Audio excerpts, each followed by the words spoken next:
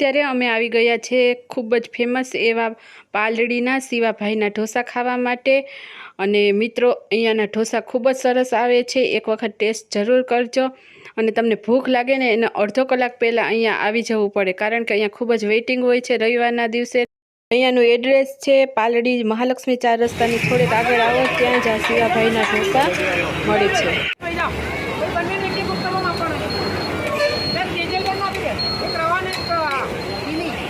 મિત્રો આ આવી ગયો છે અમારા ચીઝ મસાલા ઢોસા, એકદમ સરસ ઢોસા આવે છે અને અહીંયાની ચટણી એકદમ સરસ હોય છે।